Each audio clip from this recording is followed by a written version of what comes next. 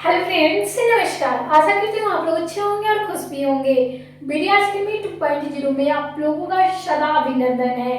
तो मैं आप लोगों का स्वागत करती हूँ बीडीएस के 2.0 पे, क्योंकि आप लोग कर रहे हैं बीएड फर्स्ट ईयर की कोर्स। यानी आप लोग जानते ही हैं कि बीएड 2 साल का कोर्स होता है, लेकिन आप लोगों ने एडमिशन करा चुके हैं, क्योंकि 25 से 27 जिनका भी सेशन है उनके लिए खास ये क्लासेस होने वाले हैं। क्योंकि मैं आप लोगों को बताना चाहती हूँ, अगर 25 से 27 सेशन है और आप लोग फर्स्ट ईयर के लास्ट स्टेज पे है, आप लोगों को एग्जाम है, क्योंकि आप लोगों को 20 या 22 के बाद आप लोगों का एग्जाम तो कंफर्म ही है। किसका? तो ईपीसी 1, ईपीसी 2, ईपीसी 3 के ये जो एग्जाम होने वाले हैं, ये आप लोगों को कॉलेज में ही होगा। आप लोग जो कोर्स जो थे उधर बाल्यावस्था का विकास, ये सारी जो है समाज और शिक्षण, ये सारी जो कोर्सेज थे 1, 2, 3, 4, 7 जो भी थे, आप लोगों को ये अलग सेंटर पड़ेगा, उसमें एग्जाम होने वाला है। लेकिन आप लोगों को ईपीसी 1, 2, 3 आप लोगों को क्या होने वाले हैं? तो कॉलेज में ही होने वाले हैं। तो आप लोगों को reading English reflection on the text में आप लोगों को क्या बतलाएंगे? तो कोर्स आप लोगों को एक ही रहने वाला है। आप लोगों का क्लास क्या होने वाला है? क्लास 8 होने वाला है। यानी आप लोगों का जो कोर्स है मैं पूरी करा दूंगी। फर्स्ट ईयर के संबंध हर एक क्वेश्चन में बता जाऊंगी जो आप लोगों को बीएड से संबंधित हो। तो बीएड से संबंधित आप लोगों को क्वेश्चन आ चुका है। अगर कोई भी यूनिवर्सिटी से है, बिहार से किसी भी यूनिवर्सिटी से आप लोग देख सकते हो, क्योंकि मैं आप लोगों को बता दूं यहाँ पे आप लोगों को क्या है क्वेश्चन। तो क्वेश्चन आप लोगों के सामने है, जो मैं आप लोगों को बता दूं। यहाँ पे आप लोगों को क्वेश्चन क्या है? तो आप लोगों को reading reflection on the text में क्या क्वेश्चन है आप लोगों को मैं बतलाऊंगी थोड़ी। तो चलिए, सामूहिक विचारों में क्या करना है? विचार विमर्श से क्या तात्पर्य है, इसकी प्रकार को बताइए। तो इसमें क्या पूछा है? तो सामूहिक विचार विमर्श पूछा जा रहा है, उसका तात्पर्य पूछा जाता है, वो क्या है और इसके प्रकार कितने होते हैं, किस प्रकार के प्रकारें हैं, ये बतलानी है। तो यूनिट आप लोगों को एक रहने वाला है, विषय वस्तु पठन एवं पाठों पर प्रभाव। यानी क्वेश्चन आप लोगों को एक ही रहने वाला है। चलिए, हम लोग क्या कहते हैं, कोई भी क्वेश्चन का आंसर किस प्रकार से देते हैं? तो इसी प्रकार से देते हैं। चलिए, यहाँ पे आप लोगों को देखने में थोड़ी अथी हो जाएगी, इसलिए मैं आप लोगों को बोल के भी बता दूंगी। आप लोग थोड़ी मेरी बातों पे गौर कीजिएगा, मैं भी धीरे धीरे बोलने की कोशिश करूंगी। चलिए, सामूहिक विचार विमर्श को लोकतांत्रिक शिक्षण नीति कहा जाता है।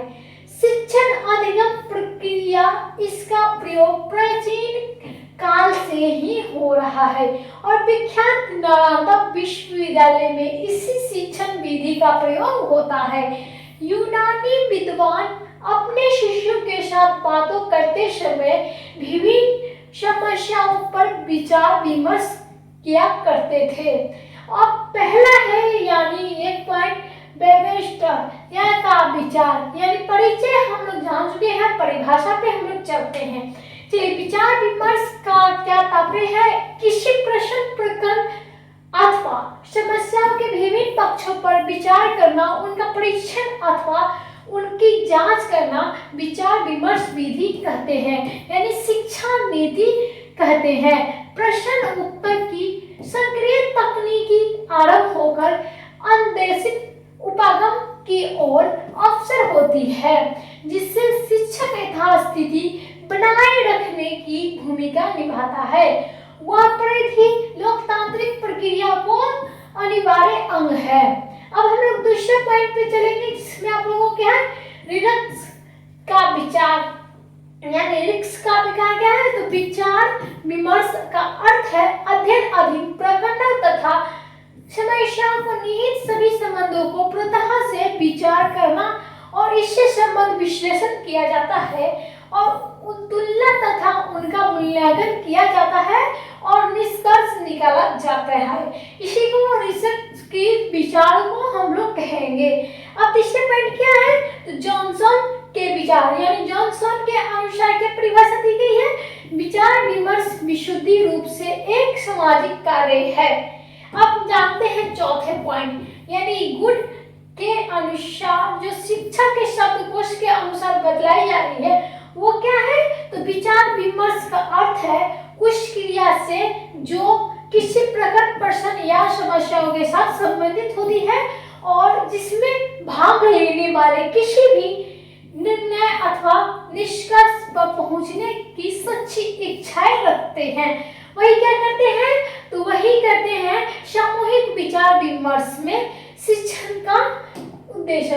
यानी आप लोगों को अगले हम चलेंगे क्या है, तो विचार, यानी विचार विमर्श के अनिवार्य अथवा भाग, यानी क्या कहनी है। अब हम लोग अगले पॉइंट पर चलेंगे जिसमें विचार विमर्श के अनिवार्य भाग अथवा घटक पे हम लोग चलेंगे, जिसमें क्या है, विचार विमर्श के निम्नलिखित जो नीति है अनिवार्य घटक से निम्नलिखित तौर पे बतलाई गई है।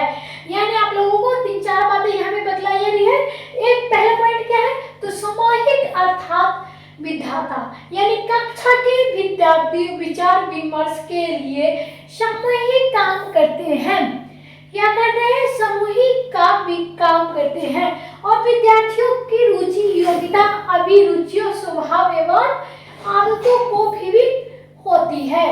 कई प्रतिभाशाली होते हैं, कई पीछे होते हैं और कई संकोचित होते हैं और कई बहुत बोलते हैं, कई खामोश स्वभाव के होते हैं और अध्यापक को चाहिए कि वह प्रत्येक विद्यार्थियों को अपने विचार विमर्श प्रकट करने के लिए प्रेरित करें। तो कुछ बच्चे आप लोग जानते हैं कि क्लास में बहुत सारे ऐसे बच्चे होते हैं कि कुछ चुपचाप रहना पसंद करते हैं, कुछ बहुत ही आगे ज्यादा बोलते हैं, कुछ समझते हैं बुझते भी हैं और कुछ पीछे रह जाते हैं, पीछे बेंच पर बैठ जाते हैं, कोई बच्चे सामने बैठ जाते हैं। इसी को क्या कहते हैं, तो समूह आधारित विद्यार्थी, यानी क्या होता है, ग्रुप लीड द स्टूडेंट्स। यानी दूसरे पॉइंट पे हम लोग चलते हैं जिसमें क्या है, तो जिसमें आप लोगों को बतलाई जाएगी यहाँ पे नेता अर्थात शिक्षक, यानी द लैंडर ऑफ और टीचर, यानी स्वयं शिक्षक विचार विमर्श का नेता होता है और विचार विमर्श का आयोजन तथा विषय वस्तु का चयन एवं गठन का जो है सब कुछ शिक्षकों का स्वयं करना पड़ता है।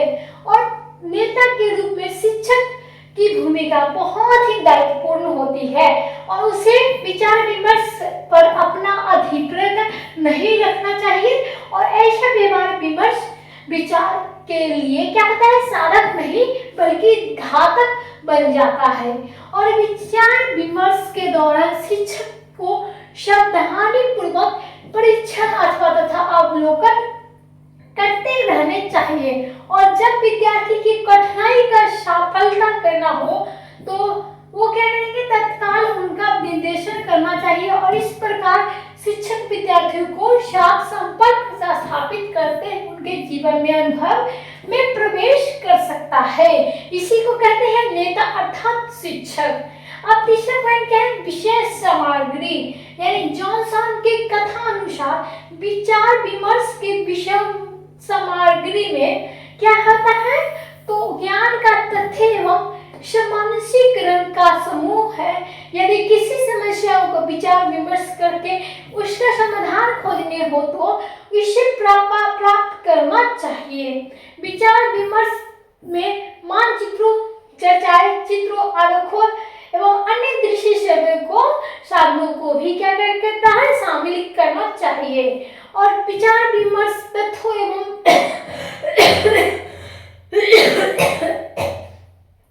सामान्यीकरण के अत्यधिक महत्व होता है क्योंकि इनके बिना सम्मोहित स्थापित करना असंभव होता है। और तथ्य ही होते हैं, परंतु कई बार व्यक्ति अपनी अभिलाषा के अनुसार उनको तोड़ मोड़ का प्रयोग करते हैं। इससे क्या होता है, विचारों में विविधता आ जाती है और ऐसे कथनों को वैधता एवं अनेक महत्व की व्याख्या मानवीय शब्द के आधार पर करनी चाहिए। इसी को हम लोग क्या कहते हैं, विचार जो है सामग्री के आते हैं, विशेष सामग्री कहते हैं। अब हम लोग चलेंगे क्या अगले पॉइंट पे, जिसमें हम लोगों को बताई जाएगी समस्या, यानी चौथा पॉइंट जो है उसमें समस्याओं बतलाई जाएगी, जिसमें क्या है, प्रॉब्लम, यानी विचार विमर्श जो होते हैं वो क्या होते हैं और किस प्रकार से होते हैं, ये सारी जानकारी मैं दूंगी। उससे पहले क्या करिए, क्लास को लाइक कर दीजिए, क्लास को शेयर कर दीजिए, क्लास को आगे बढ़ाइएगा। विचार विमर्श की विचारधीन समस्याएं ऐसी होनी चाहिए इसे विद्यार्थी स्वयं अनुभव करके उनके जो है अपनी समस्याएं हो और नेता के नहीं बल्कि संपूर्ण समूह की समस्याएं हो, और समस्याएं यथासंभव स्पष्ट होनी चाहिए, और समस्या का चयन जो होगा शिक्षक को विद्यार्थियों को सहयोग करना चाहिए, और यह वास्तविक क्रियात्मक होनी चाहिए, और विद्यार्थियों की बोध क्षमता को सीमा होनी चाहिए, और शिक्षक की विद्यार्थियों की कोई समस्याएं थोपनी नहीं चाहिए। अब क्या है पांचवा इवैल्यूएशन यानी मूल्यांकन पे हम लोग बात कर लेते हैं। तो विचार विमर्श के अंत में प्रत्येक सहभागी को इस बात का मूल्यांकन करना चाहिए कि किसी विशिष्ट समस्या को प्रकरण पर किए गए विचार विमर्श उसके ज्ञान में वृद्धि हुई या नहीं, उसके विचार आवृत्तियों तथा पूर्वग्रहों में परिवर्तन हुआ या नहीं, उसकी रुचि में विस्तार हुआ या नहीं। उत्तम विचार विमर्श में भाग लेने के विचारों में उनकी आवृत्ति जो होती है अवश्य परिवर्तन करता है और उसे अधिक क्रियाशील बनाता है। जिसमें आप लोगों को क्या जाने, तो आप लोगों ने जाना कि यहाँ पे आप लोगों को अगले पॉइंट में आप लोगों को समझ में आ चुका है। अब अगले पॉइंट में महत्वपूर्ण जानकारी मिलेगी, जिसमें क्या है जाननी है, तो हमें जाननी है सामूहिक विचार विमर्श के प्रकार यानी टाइप्स ऑफ ग्रुप डिस्कशन, यानी विचार विमर्श के नीति के प्रकार क्या होते हैं, यानी क्या होते हैं। तो यहाँ पे आप लोगों को बतलाई जाएगी, उससे पहले आप लोग यहाँ पे चलिएगा। चलिए यहाँ पे हम लोग समझाने की कोशिश करेंगे, जिसकी क्या है विचार विमर्श के प्रकार किस प्रकार से होते हैं। तो चलिए पहला प्रकार हम लोग देख लेते हैं वाद विवाद यानी डिबेट, यानी वाद विवाद जो होते हैं दो या दो अधिक विद्यार्थी किसी विशिष्ट समस्याओं के पक्ष या विपक्ष में अपने तर्क प्रस्तुत करते हैं और वो अपने विपक्ष के प्रति उत्तर देने में अवसर भी प्रदान करते हैं।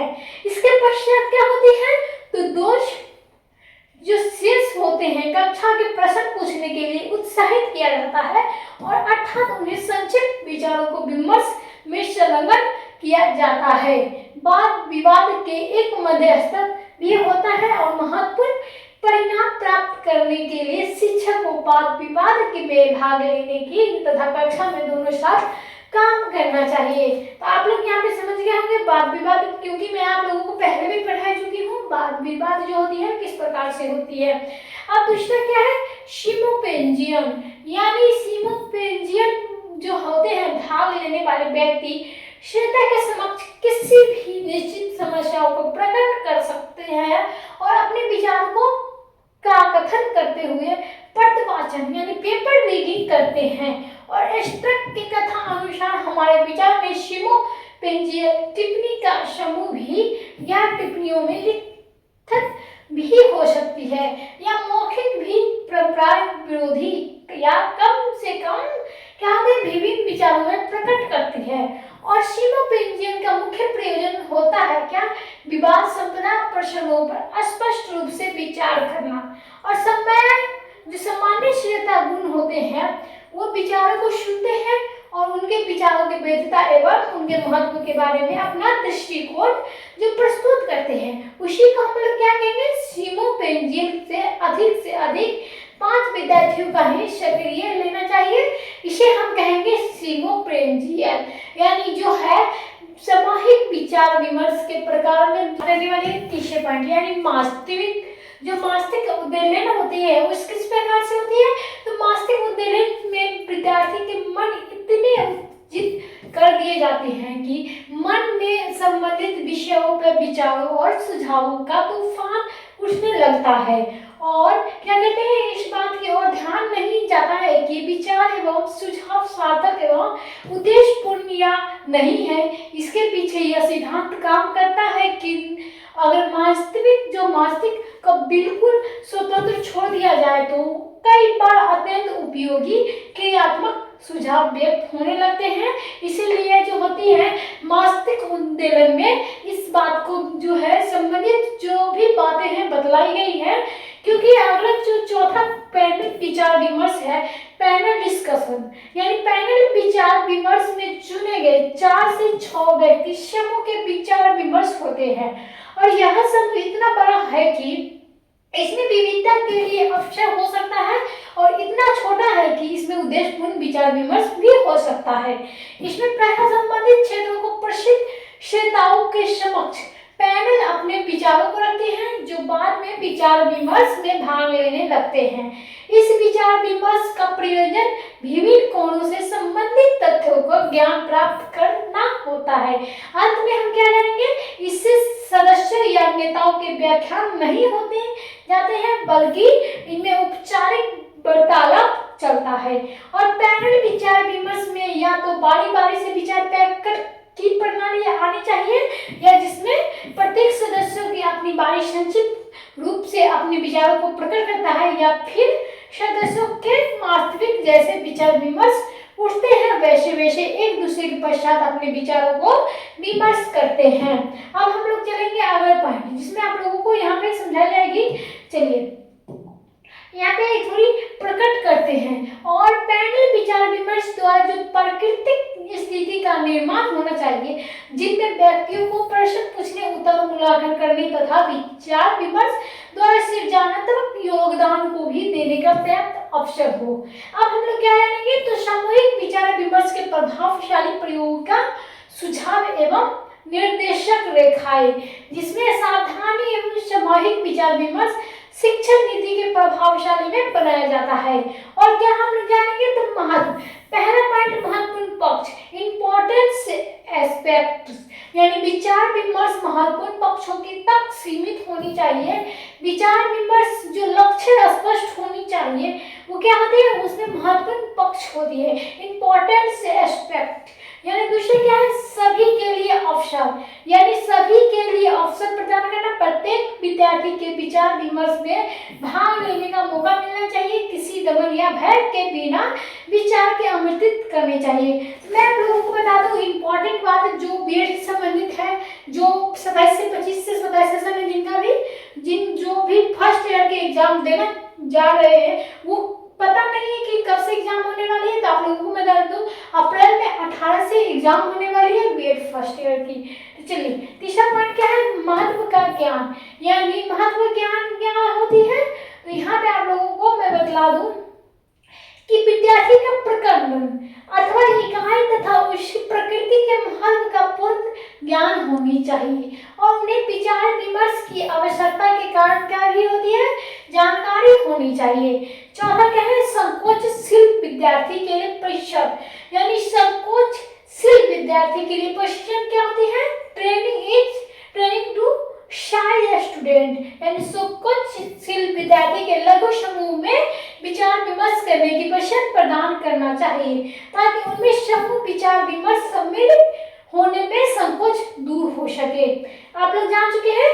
तो अब हम लोग चलेंगे 5वें पॉइंट में जिसमें क्या पढ़नी है हमें, तो सहयोग एवं टोली भावना, यानी सहयोग एवं टोली भावना किस प्रकार से होती है। तो प्रायोगिक जो होती है प्रायोगिका, इसमें अपेक्षा जो सहयोग प्रोत्साहित करना चाहिए, टोली भावना को विकसित करने का प्रयास करना चाहिए। छठा क्या है, सारांश एवं मूल्यांकन, सारांश एवं मूल्यांकन किस प्रकार से होती है, तो महत्वपूर्ण बिंदुओं तथा तत्वों का सारांश एवं मूल्यांकन करना चाहिए।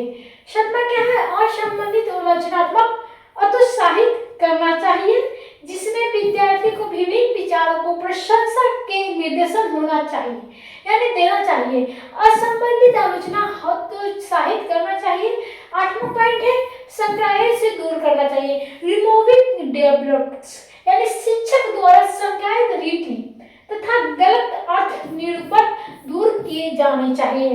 9वां क्या है, प्रोत्साहन, यानी प्रोत्साहन क्या होता है, तो प्रोत्साहन आप लोगों को पढ़नी है जिसमें क्या है, चलिए यहाँ पे 9वां पॉइंट है, विचार विद्यार्थियों को विचार विमर्श में भाग लेने के लिए क्या होता है, उत्साहित एवं अप्रेरित किया जाता है, अभिप्रेरित किया जाता है जिसमें क्या होता है, प्रोत्साहन मिलता है।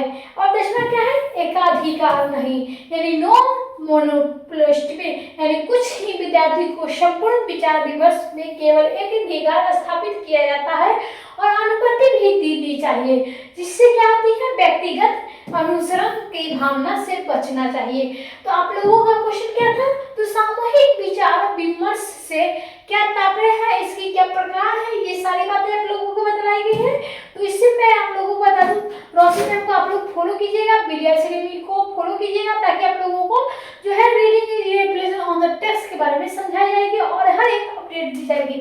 चलिए इसके लिए धन्यवाद। आप लोग क्लास को ज्वाइन कीजिए और अगले वीडियो को भी इंतजार कीजिए।